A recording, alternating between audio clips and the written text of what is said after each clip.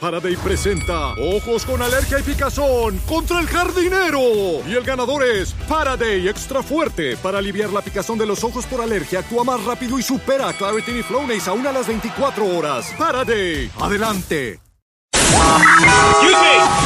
Taxi!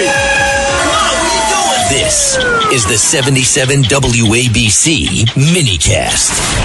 Man, they're trying to cancel Cesar Chavez. 50 years after the guy died? Cesar Chavez.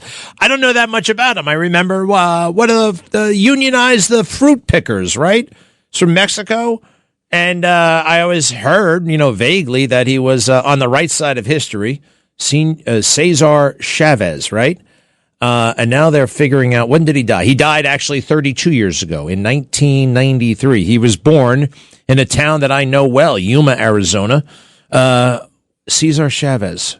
What did he do? Accused of abusing women and girls. But how the hell is he going to defend himself from that? He's dead. Died in 1993. And let me ask you something. Is it possible, just possible, that there could be a financial component to the allegations against Cesar Chavez? Look, maybe he's guilty as hell. I don't know.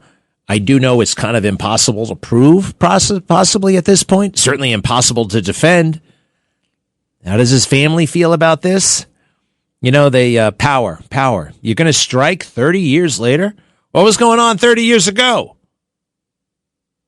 The women, by the way, that were groped, groomed, whatever, allegedly, they were adults by the time he, they grew up. Well, the shame that comes with it. What shame? If you were victimized by somebody, you shouldn't be ashamed.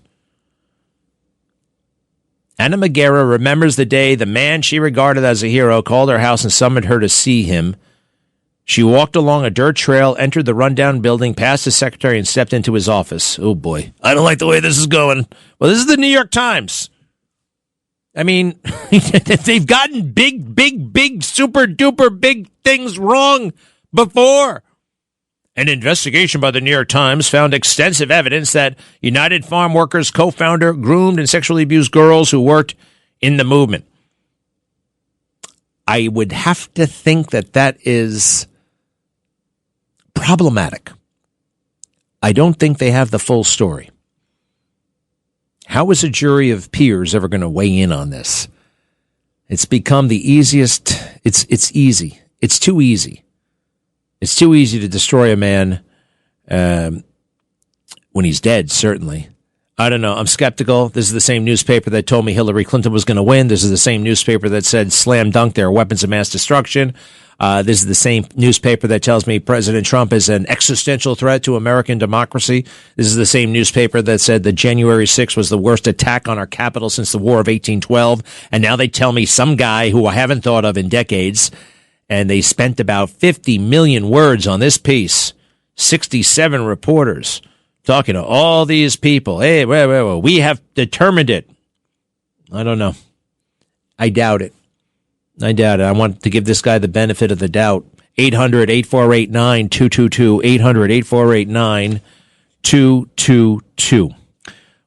When we come back, Mark Levin is on this station every night, and it's a privilege, an absolute privilege, that, quite frankly, in a way, we work together.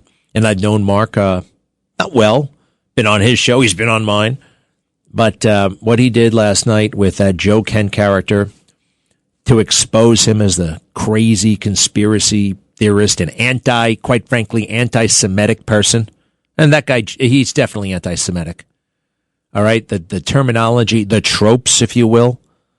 This is what happens to your brain when you watch too many podcasts. First, you get a whole bunch of crazy ideas. And then, I think that happens first. And then you think, hey, maybe I can make millions and millions and millions of dollars as well. Now, you can't. There are like 5 people in the country who are making millions of dollars doing that. But Joe thinks he can be one of them, and maybe he will.